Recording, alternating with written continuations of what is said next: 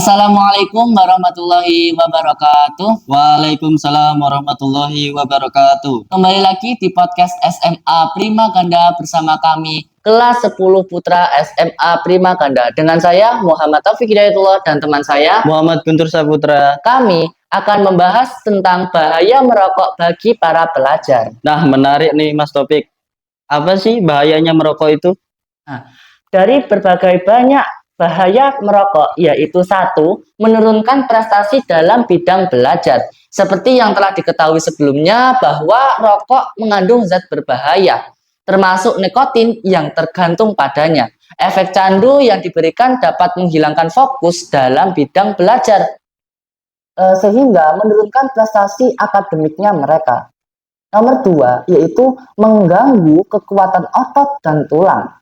Kebiasaan merokok pada remaja dapat mengganggu kekuatan fungsi otot dan tulang.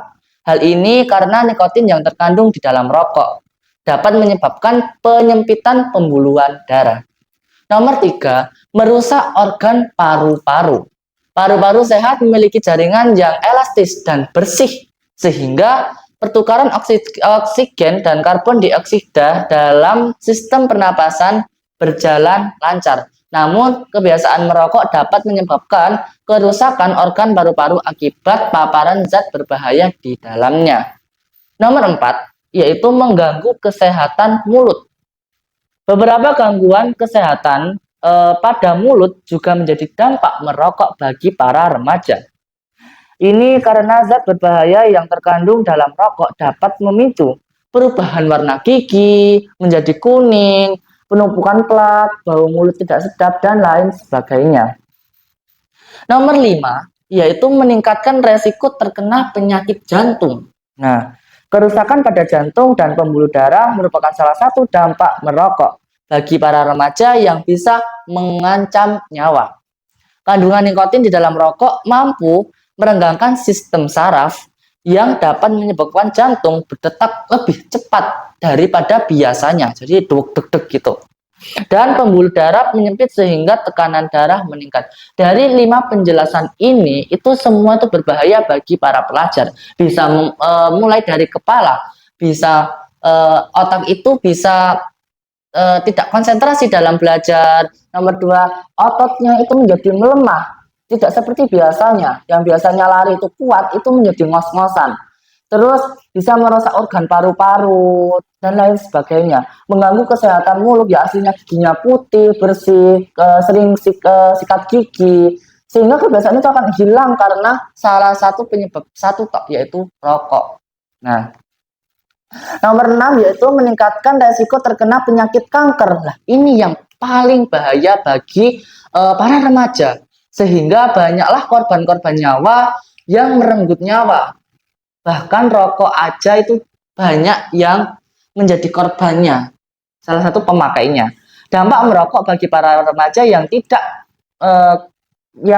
kalah mengkhawatirkan adalah meningkatkan resiko terkena penyakit kanker. Hal ini tentunya tidak terlepas dari sejumlah zat kimia berbahaya yang memicu kanker, seperti tar, nikotin, formaldehida, benzena, dan nitrosamin.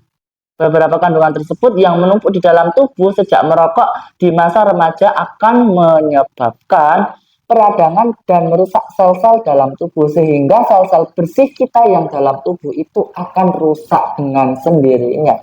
Emang pertama itu enak, kayak aku tak ngicipi, aku tak nyoba-nyoba. Ternyata loh, kok enak ya. Akhirnya nyoba lagi kan kita. Sama kan seperti Mas Guntur, kayak contohnya aku tuh kecanduan belajar.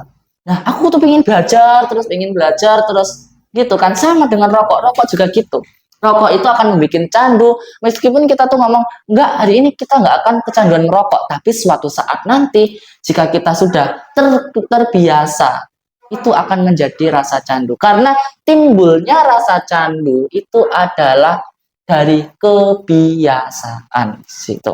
Nah, Mas Topik, bagaimana solusi untuk para pelajar yang terlanjur kecanduan merokok? Nah, sekarang solusi dari para remaja yang sudah terlanjur adalah satu, berupaya untuk meninggalkan rokok dan konsisten dalam meninggalkan rokok. Dan keluarga itu harus mensupport. Jadi nggak bisa satu anak, semisal satu korban rokok itu mengendalikan dirinya sendiri. Aku fokus gak, aku gak pengen rokok, nggak bisa. Karena hawa nafsu itu akan terus menerus berdatangan gitu. Sehingga nggak bisa kayak aku tuh konsisten gak rokokan, nggak bisa. Karena sudah tercandu, apalagi sudah kata-kata tercandu itu nggak bisa. Perlu yang namanya terapi rileks untuk tidak merokok, apalagi dukungan support dari lingkungan, keluarga, kerabat itu harus mensupport. Jangan merokok dan ketahuilah bahwa bahaya merokok itu yang paling terpenting. Oh, jadi gitu Mas Topik, materi yang sangat luar biasa sekali. Terima kasih atas penjelasannya. Ya, sama-sama. Mudah-mudahan materi kali ini bermanfaat dan berkah bagi kita, bagi teman-teman kita, bagi keluarga kita. Sekian dari kami. Wassalamualaikum warahmatullahi wabarakatuh.